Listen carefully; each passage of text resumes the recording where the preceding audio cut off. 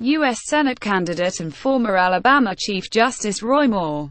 Brynn AndersonAP Roy Moore won the Republican nomination for the Senate seat in Alabama this year on the strength of his long-standing advocacy for hard-right conservative and evangelical values. Twice elected Chief Justice of Alabama's Supreme Court, he left that role both times on behalf of his religious beliefs. In 2003, he was removed from office for refusing to take a monument of the Ten Commandments out of a state building.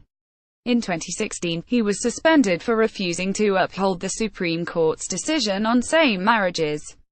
When challenged by Luther Strange for the nomination to the seat vacated by Attorney General Jeff Sessions, Moore never trailed. On Thursday afternoon, The Washington Post published a story detailing allegations from 4 women who say they were pursued by Moore when they were teenagers and he was in his 30s. 1. Lee Kaufman described how Moore had initiated UAL contact with her when she was 14 and he 18 years older. Republicans on Capitol Hill, many of whom supported Strange in the primary, it's important to note, quickly called for Moore to drop out of the Senate race, a move that seems unlikely. Moore tried to get ahead of the Post's story by denying it in advance to Breitbart. The question then becomes whether Moore can win the general election race against Democrat Doug Jones in light of the allegations, particularly given that nearly half the state identifies as evangelical, suggesting that a moral question might dampen his support. Recent history, though, suggests that he might not lose substantial evangelical support. That recent history is Donald Trump. On October 7, 2016, the Post had another Donald Trump had been recorded casually talking about UAL assault while preparing for a segment on Access Hollywood.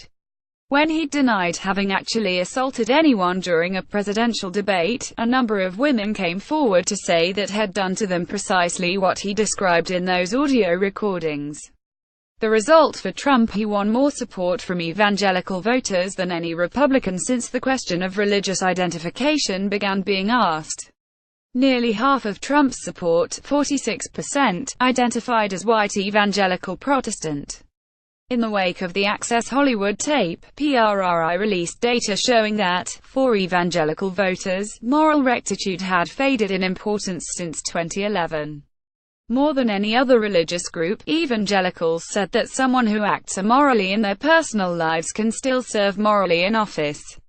Part of this is certainly a response to what was known about Trump. Evangelical voters supported Trump, so they were willing to say that any indiscretions were irrelevant. But why did they support him so fervently? One factor is that Trump's opponent, Hillary Clinton, was fervently opposed by evangelical voters.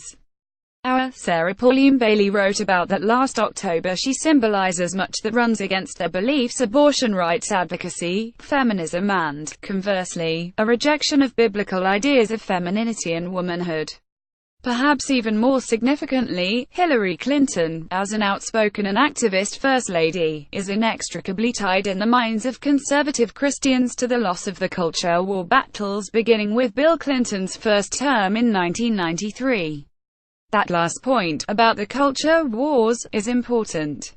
In June, Politico's Tim Alberta explained why evangelicals continued to stand by Trump. Yet for Christians who feel they are engaged in a great struggle for the identity of America, and fear that their side has been losing ground, the most important question is not whether Trump believes in their cause, but whether he can win their wars. Jimmy Carter sat in the pew with us, but he never fought for us, Ralph Reed, chairman of the Faith and Freedom Coalition, told me after the president's speech. Donald Trump fights. And he fights for us. Ergo support for Trump. In August, Pew Research reported that half of those who approve of Trump approved of his performance in office not because of his policies but because of his approach and personality, his leadership, his willingness to speak his mind, that he wasn't a typical politician. It was the style that appealed to them, not what he stood for. Which brings us to Moore. Moore's political background is predicated on engaging in the sort of fights that evangelical voters would like to see fought. Moore is aware of this. He tweeted this in early October last week. He looped Clinton into the fight. How Trump stumbled onto the right message for evangelicals isn't clear, but it probably stems in part from tracking conservative media. Moore, on the other hand, was steeped in it. The allegations against Moore are decades old and, for those interested in dismissing them, dismissible as pitting his word against the women's. It seems unlikely, then, that evangelical voters would, at this point, reject his candidacy, especially with Moore denying the charges as fervently as he is. If Donald Trump, a one-time New York Democrat on his third wife with little connection to religious faith before his political runs, can keep the support of the evangelical community, it seems unlikely that a conservative Alabama judge who lost his job in defense of the Ten Commandments is at much risk of seeing that support evaporate.